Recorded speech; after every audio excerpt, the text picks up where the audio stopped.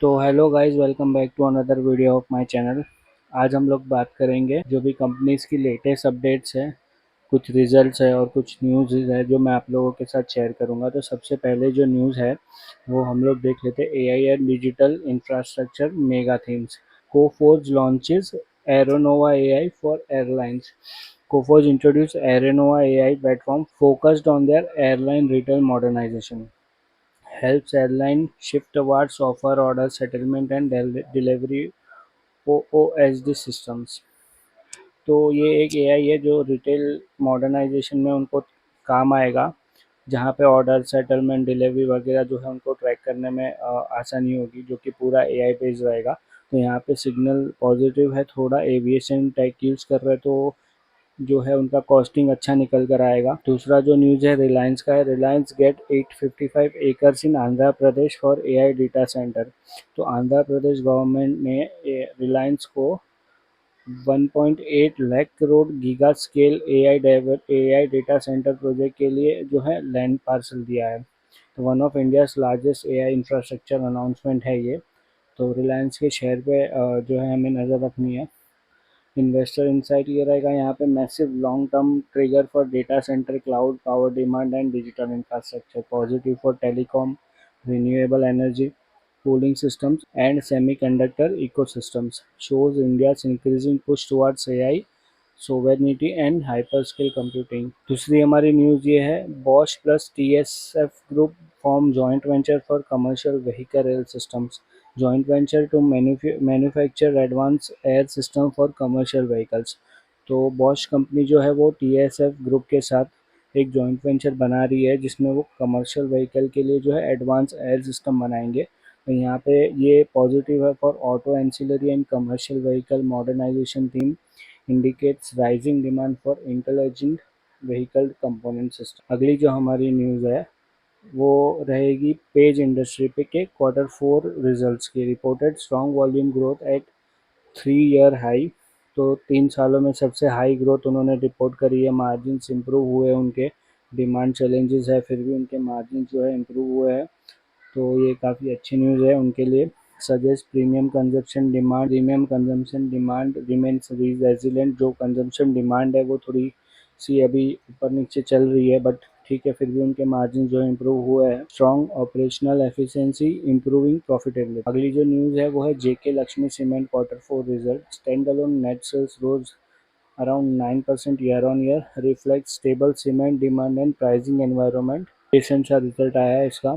तो इसमें इंसाइट्स है। Cement demand continues benefiting from infrastructure and housing activity. Margin trajectory will depend on freight and fuel cost. तो जो अभी चल रहा है उसकी वजह से जो ट्रांसपोर्टेशन कॉस्टिंग जो इफेक्ट हो रही है ग्लोबली, तो वो हमें ध्यान रखना है यहाँ पे। अगली जो न्यूज़ है, Tata Steel warns about rising freight cost. तो टाटा स्टील ने जो है फ्राइट कॉस्ट की वजह से बहुत कॉस्टिंग उनकी जो है इफेक्ट हुई है, प्रॉफिटेबिलिटी इफेक्ट हुई है। तो वो उन्होंने अपना कंसर्न जो है शेयर किया है। Global tension causing higher freight rates, logistic inflation impacting steel sectors margin. तो यहाँ पे freight volatility can pressure EBITDA margins for metal companies. तो उनका मार्जिन जो है इफ़ेक्ट होगा इससे। और एक्सपोर्ट ओरिएंटेड बिजनेसेस में फेस कॉस्ट हेडविंड्स। तो ये उनका जो कंसर्न था, तो उन्होंने वार्न किया है कि आगे जाके जो है अगर सेटल नहीं हुई चीज़ें तो और ख़राब हो सकता। अगली जो न्यूज़ है हमारी, strategic deals energy and auto sector से रिलेटेड है, जहाँ पे न्यूज़ आई है Adani Ports to acquire JP fertiliser, acquisition value around 1500 crore through insolvency process. तो स्ट्रेंथन्स अडानी ग्रुप्स, उनको स्ट्रेंथ करता है ये, उनका वैल्यूएशन बढ़ जाएगा। Adani continues expanding through distress assets acquisition, signals aggressive long-term infrastructure consolidation strategy, positive for logistic-led industrial ecosystem growth। तो next news हमारी है HPCL dismisses Rajasthan fuel shortage rumours.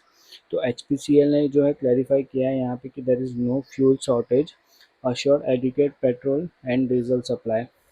तो यहाँ पे हेल्प स्टेबलाइज। तो इस न्यूज़ का जो इम्पैक्ट है वो स्टेबलाइज करता है पैनिक सेंटिमेंट जो था अभी वहाँ पर, तो उसको ये स्टेबलाइज करेगा।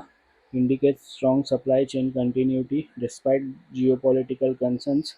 Oil marketing companies remain sensitive to crude price volatility. Next news हमारी है Bajaj Auto new Pulsar N160 variant. New variant launch at approximately 1.22 lakh rupees.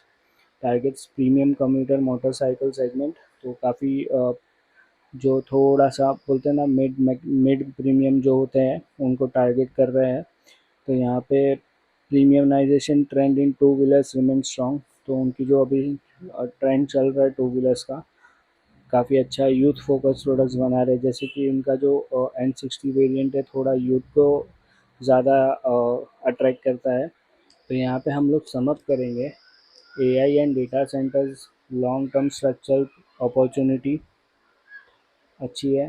Consumption remains resilient despite macro uncertainty. तो कंजप्शन थोड़ा जो है अभी जो चीज़ें चल रही है अभी मोदी जी ने भी स्पीच दी थी थोड़ा कंजप्शन ध्यान देने के लिए. तो वो सारी जो है उसकी वजह से कंजप्शन जो है रेजिलेंस ले सकता है. Cement and infrastructure themes remain strong.